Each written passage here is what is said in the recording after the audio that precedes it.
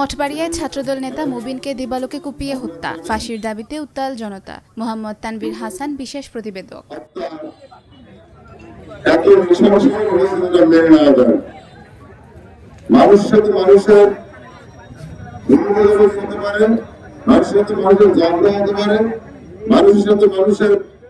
পিরোজপুর জেলার মঠবাড়িয়া উপজেলায় নৃশংস হত্যাকাণ্ডের শিকার হলেন ছাত্রদল নেতা ও মেধাবী শিক্ষার্থী মোহাম্মদ মঞ্জুর মুর্শেদ মুবিন। দিনের আলোতেই শহরের জনবহুল এলাকায় একদল সন্ত্রাসী পরিকল্পিতভাবে মুবিনকে কুপিয়ে হত্যা করে। প্রত্যক্ষদর্শীদের ভাষ্য অনুযায়ী হামলাকারীরা ধারালো অস্ত্র নিয়ে হঠাৎই মুবিনের উপর ঝাঁপিয়ে পড়ে এবং একাধিকবার কুপিয়ে ঘটনাস্থলেই তাকে হত্যা করে পালিয়ে যায়। নিহত মুবিন ছিলেন স্থানীয় পর্যায়ের একজন জনপ্রিয় ছাত্রনেতা এবং সবার কাছে শান্ত স্বভাবের ছাত্র হিসেবে পরিচিত।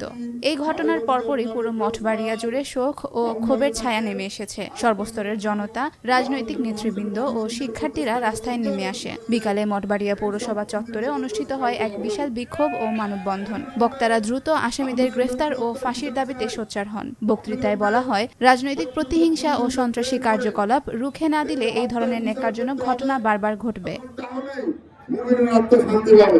আমরা মনে করি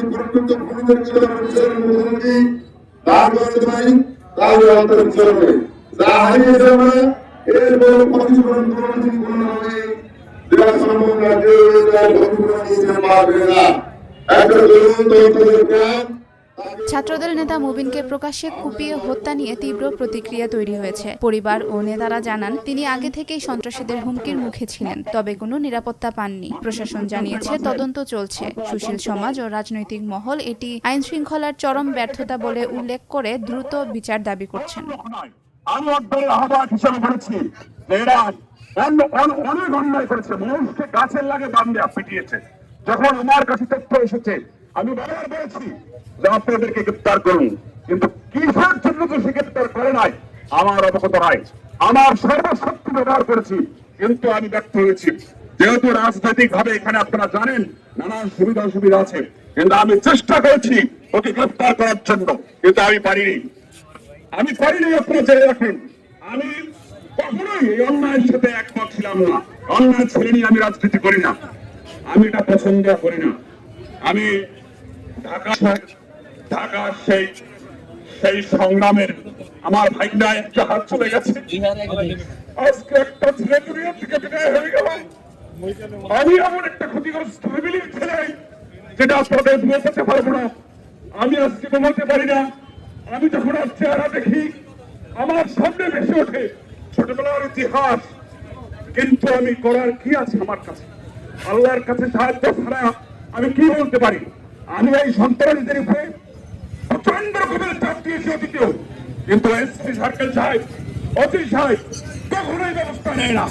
আমাদের বিরুদ্ধে যদি মামলা হয় 1 সেকেন্ডও নিতে দেরি হয় না, তখন দ্রুত মামলা হয়ে যায়। কার দুষ্ট শক্তি, কারা এগুলো করে? এই ছেলে যখন খুন করতে আসেন, আমার কাছে তথ্য এসেছে, তখন এই ছেলে স্বাভাবিক পাওয়ার জন্য এসেছিল। তখন নাকি ফোনে আসছে যে ওই ছেলেকে দুনিয়া থেকে বিদায় করে দাও। তখন নাকি বিদায় করে দিয়েছে এই ছেলে। এই খুনি তার এই ফোনটা কেনা আসছে।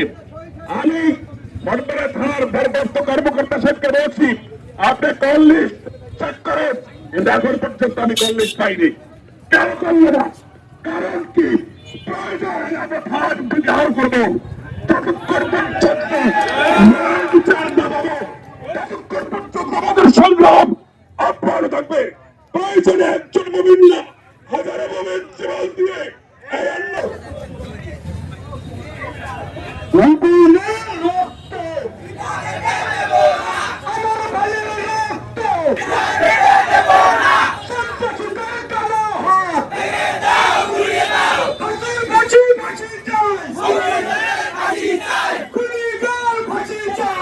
ফাঁসি